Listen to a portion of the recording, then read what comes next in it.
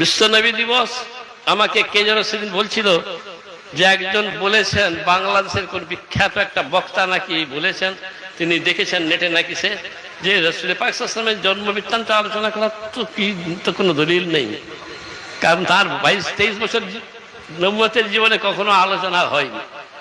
আমি তাকে বললাম, ভাই অত বড় মাপের পণ্ডিত তো নেই যে আমার ক্যাসেট ভাইরাল হবে, নাহলে আমি বলি তিনি জেনেও ইচ্ছা করে লুকালেন, আর না হলে তিনি জানেন। যে মানুষটা বেঁচে রয়েছে তার আবার জীবনে কি আলোচনা করবে? 23 বছরে কিছু প্রয়োজন হলে তো তিনি রয়েছেন, তার কাছে যেই জেনে নিব, তার কাছেই আমরা বলবো, তার জীবনী কেন আলোচনা করতে যাব?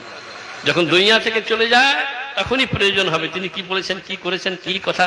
যার জন্য হাদিস শরীফ সমূহ শিক্ষাকে দরকার, মানে হাদিস শরীফের রাবীদেরকে দরকার হয়। আর যদি তখনও তুমি উড়িয়ে দাও তো কি দাঁড়াবে? কি দাঁড়াবে শুনে নেন।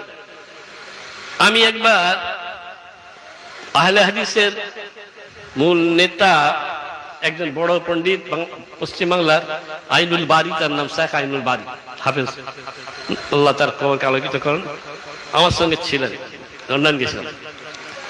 পৌঁছাওয়ার পর তিনি একদিকে গেলেন, আমি একদিকে গেলেন, তারপর বেড়াতে গেলেন অক্সফোর্ড ইউনিভার্সিটি অথবা কেমব্রিজ, আমার ঠিক স্মরণ পড়ছিল, কোন একটা বড় ইউনিভার্সিটিতে। যে দেখছেন বিরাট ইউনিভার্সিটি, বিরাট তার ক্যাম্পাস, বহু তার বিল্ডিং, মাঝখানে একটা জায়গায় একটা মাটির ঘর আছে, তাতে একটা পুড়ে ঘরের ছাদ করা আছে, তাতে একটা বাল্ব জ্বলতেছে। বলে এটাকে কেন রেখেছেন?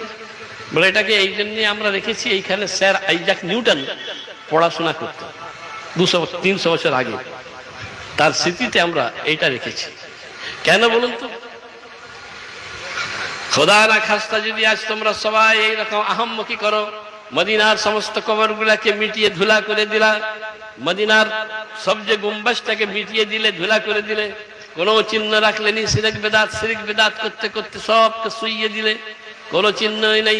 50 বছর বা 100 বছর পরে যে তোমাদেরকে জিজ্ঞেস করে তোমার নবী যে জন্মেছিলেন তার কোনখানে, তার জন্মগ্রহণের জায়গা, বা তিনি যে মারা গেছিলেন তার কবর কোথায়, তুমি কি দেখাবে? আজ রামায়ণের রামের জন্ম নিয়ে গোলমাল করতেছে, 50 ফুট মাটি খুঁড়ে কোথায় একটা কয়লা বার করছে, কোথায় কি বার করছে, বলে এখানেই হবে, এখানেই হবে, কারণ স্মৃতি নেই তার। আর মুহাম্মদ রাসূলুল্লাহ সাল্লাল্লাহু আলাইহি ওয়াসাল্লাম সম্পর্কে যদি এইরকম করতে থাকো, তো একদিন আজ 100-150 বছর পরে যদি কোনো চিহ্ন না থাকে, মদিনা থেকে মিটিয়ে দেওয়া হয়, তো যখন অন্য জাতি জিজ্ঞেস করবে তোমার নবী যে ছিলেন তার প্রমাণ কোথায়, তার কবর কোথায়, তোমরা মুসলমান কবর তো দাও, তার কোথায় দেখাতে পারে না। অতএব স্মৃতির দরকার থাকে, প্রয়োজন থাকে।